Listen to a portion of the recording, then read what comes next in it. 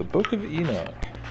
Many people who believe that the eschatological prophecies of the Bible are increasingly beginning to be fulfilled in our time have also concluded that there's a great deal of relevance to be found in the Book of Enoch. Many teachers such as Chuck Missler, Tom Horn, Doug Hamp, and others have helped reintroduce the Book of Enoch, pointing out things such as the insufficiency and contradictory nature of the, quote, Sethite theory, commonly used for generations to explain away the passages in Genesis 6 that talk about the Nephilim, and how books in the New Testament refer to it as well, the Book of Jude quoting from Enoch directly and calling it prophecy. Indeed, the topic of Enoch, the Nephilim, and how the fallen watchers taught mankind all sorts of wicked knowledge, such as sorcery and astrology, warfare and seduction, is a far more widely accepted idea than it was even just 10 years ago. Secular TV shows such as Ancient Aliens have even helped bring the awareness of this book's existence into the mainstream. Enter the Flat Earth. As most of you know, in the past 6 months or so, the internet has seen a sudden and unexpected exponential rise in the discussion surrounding the question of the true nature of the Earth itself, as well as our universe as a whole. Bolstered by years of questionable NASA footage, an increasing awareness of how much the government and its various agencies lie to the public about all manner of things, and the realization that there are people behind the scenes manipulating virtually every aspect of what we are told is reality, this really shouldn't be all that surprising. Just a few months ago, I would have scoffed at the idea of a flat Earth just as heartily as anyone else. About a year prior to that, I would have still been rolling my eyes at the suggestion that the Apollo missions didn't actually make it to the moon's surface. Rewind 5 years before that, and I was still unable to conceive of the notion that the 9/11 attacks were carried out by elements within the American government itself. In each case, my initial disbelief was confronted by some new piece of data which could not be made to conform to the official narrative. The intrusion of new data would refuse to go away and agitate my thoughts like a burr under a saddle, prompting deeper investigation, until the questions grew into skepticism, and then skepticism grew towards finally having to question and perhaps rethink a framework of beliefs which I had held for a very, very long time.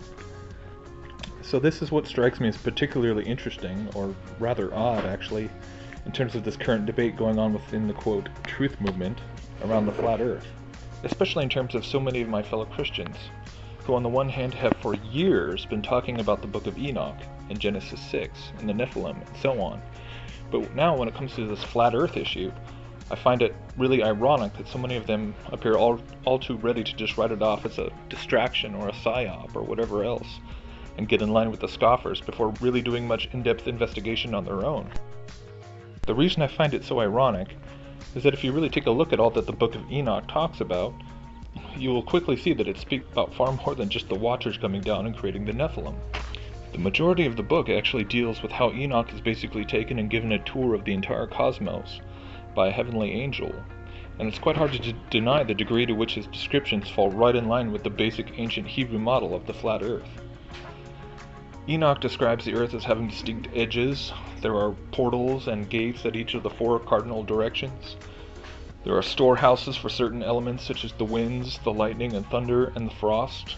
It speaks about the 4 corners, about the 4 pillars, and a great deal about the firmament as well, above which is the very throne room of God, just as the typical ancient cosmology reflects. There are literal cave-like pits under the earth, a literal Sheol, as well as another place, a dry desert-like place of chaos which has no water, either above or below it, and outer darkness where certain angels and spirits are held imprisoned until the day of judgment. Beyond all of this, Enoch speaks a great deal of not only the basic idea of the earth being a plane covered by the firmament with water both above and below, but also about how there are all these various orders of angelic beings who have been assigned different jobs basically, in accordance with the different physical elements of the earth, sky, heavens, and so on. In this Enochian cosmology, the creation is not merely material and mechanical, but rather vastly multidimensional, and involving the routine participation of immortal, sentient beings in the daily function of all that is going on around us. The sun and moon and stars are all shown to be intentioned by God to follow their assigned circuits, as the spirits assigned to these duties fulfill them. The luminaries are said to even have dwellings or abodes within the heavens, as though they have actual doors in the firmament which lead to their own little angelic apartments. In the context of all of this, I find it most interesting then to consider the idea of the fallen stars, the fallen watcher angels, juxtaposed against the idea of the wandering stars, the bodies today which we call planets, envisioning them to be spherical planetoids millions of miles away, orbiting the sun. But are we sure that's really what they actually are? Do we even have a single photograph of a planet, which hasn't actually been a composite, or just an outright painting or CGI rendering? Anyhow, the fundamental question regarding all this extremely mythological stuff from the Book of Enoch, which speaks of luminaries and firmaments and such, is ultimately this. Is this Enochian cosmology really just a more detailed examination of what already can be found in the biblical description? I find it to be quite parallel to the same sort of question that is so often asked when dealing with Enoch in the context of the Nephilim question. Does the Bible actually already teach this basic idea that the sons of God had offspring with the daughters of men? Like I said, more and more people are beginning to agree that in fact it does. And amazingly, by doing so, are then realizing that by letting this piece back into the biblical puzzle, it actually helps to explain a lot about other parts of the Bible which were previously rather confusing as well, such as the matter of why God commanded the Israelites to wipe out certain tribes entirely from Canaan, or why Paul makes that bizarre comment about women covering their heads because of the angels, or why demons freak out when Jesus threatens to cast them into the abyss, and so on. So when we look seriously at that question, when we start to take a fresh look at the traditional canonical scriptures, suspending for a moment all of our modern assumptions about how it does actually describe a globe Earth, then what do we really start to find?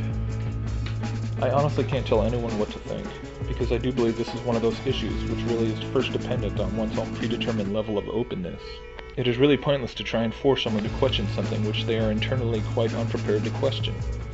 All I can really speak for is myself, and to the fact that when I actually began to start taking a new look at the Bible, to see if it really could be said to describe not just a globe, but a vast expansive Copernican-esque universe, or instead something which more closely resembles the dome idea, well, I was pretty amazed at what I very quickly began to see.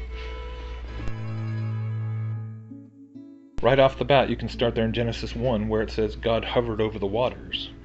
What waters? Water before an earth? That's weird.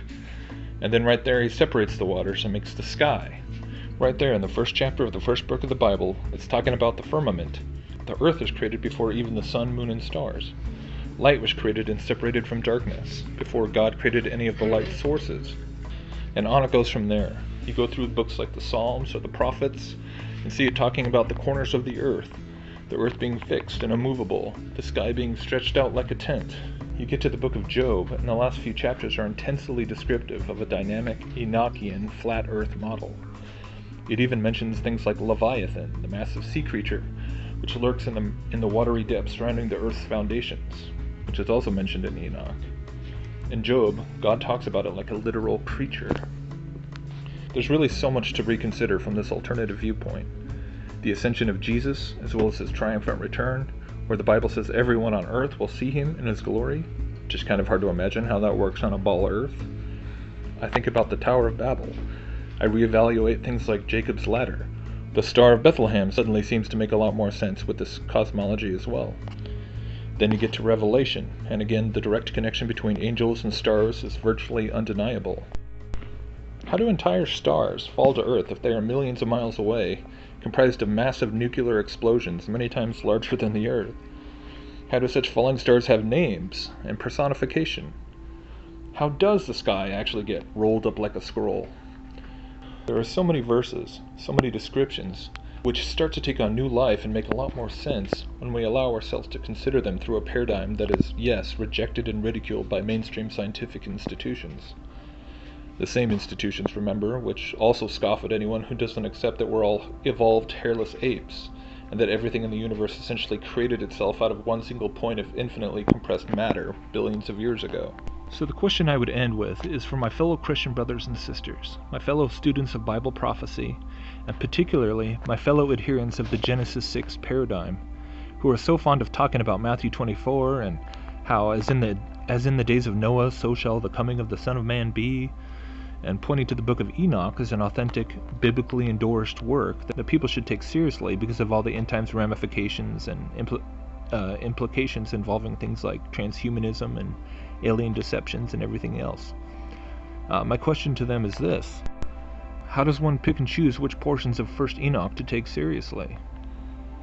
How can the Nephilim idea be emphasized so heavily and so routinely, even though that in itself is largely rejected and ridiculed both by mainstream Christianity and the secular world, while the bulk of the content in that book would lend great weight to the argument for investigating much further the possibility that the Earth might indeed be flat, and might very well have a dome-like firmament, and the sun, moon, and stars might be very, very close? Why is that summarily rejected? It just doesn't make a whole lot of sense to me. I don't get how the, quote, truthers, whether Christian or not for that matter, can make these kinds of statements about how the flat earth issue could destroy the credibility of the truth movement, and so on.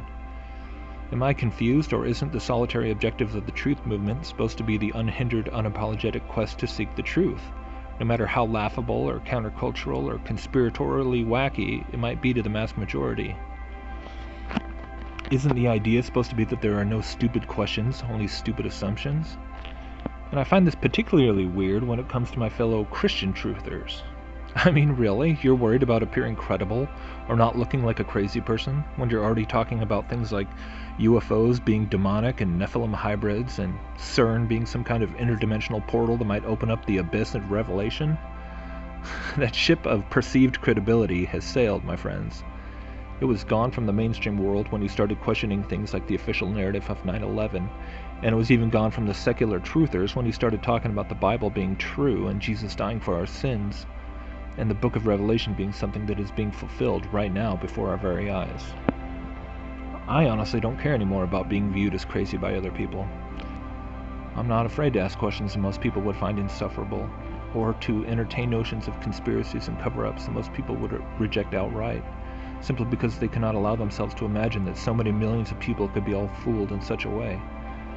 But I know we've all been fooled, in all kinds of ways, and I myself have been no exception. I've had to cross that bridge of paradigm reconstruction many times now, and I actually find it much less painful of a process nowadays than I used to.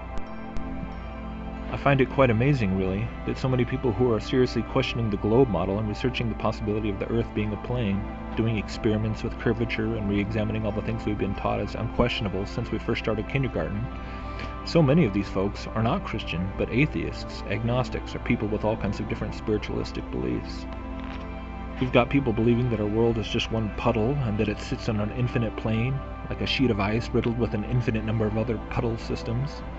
Or other people who basically look at the earth and sky and the heavenly bodies as a huge collection of holograms and mechanistic fakery, the whole dark city concept, and all sorts of other interesting theories about what the world was truly like.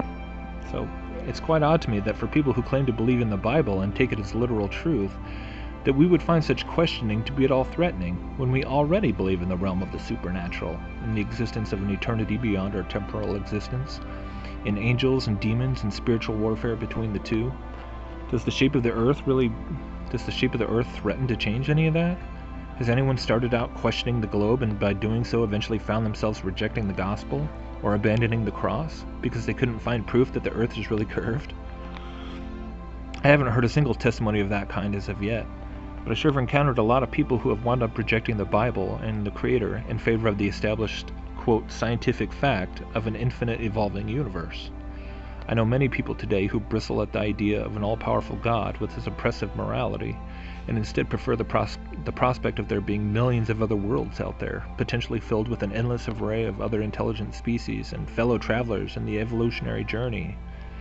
The Star Trek gospel is a very real thing in our time, and more people are gravitating towards putting their hope in the possibility of having our big brothers from space come along and give us a little evolutionary boost in our advancement towards godhood. So that's my rant.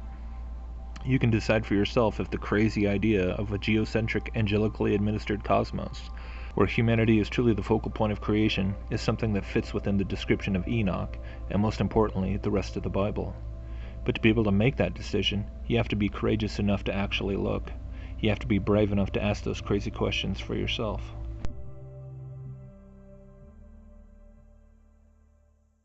Many people who believe that the eschatological prophecies of the Bible are increasingly beginning to be fulfilled in our time have also concluded that there's a great deal of relevance to be found in the Book of Enoch. Many teachers such as Chuck Missler, Tom Horn, Doug Hamp, and others have helped reintroduce the Book of Enoch, pointing out things such as the insufficiency and contradictory nature of the, quote, Sethite theory, commonly used for generations to explain away the passages, an increasing awareness of how much the government and its various agencies lie to the public about all manner of things, and the realization that there are people behind the scenes manipulating virtually every aspect of what we are told is reality, this really shouldn't be all that surprising. Just a few months ago, I would have scoffed at the idea of a flat Earth just as heartily as anyone else. About a year prior to that, I would have still been rolling my eyes at the suggestion that the Apollo missions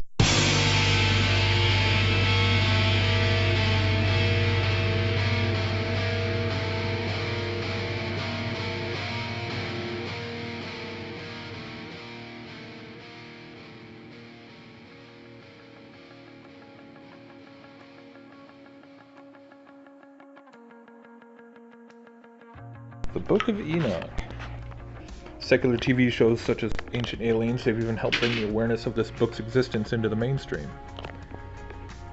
Enter the flat Earth. As most of you know, in the past 6 months or so, the internet has seen a sudden and unexpected exponential rise in the discussion surrounding the question of the true nature of the Earth itself, as well as our universe as a whole.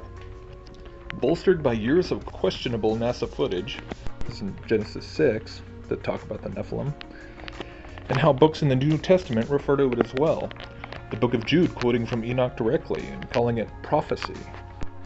Indeed, the topic of Enoch, the Nephilim, and how the fallen watchers taught mankind all sorts of wicked knowledge, such as sorcery and astrology, warfare and seduction, is a far more widely accepted idea than it was even just 10 years ago.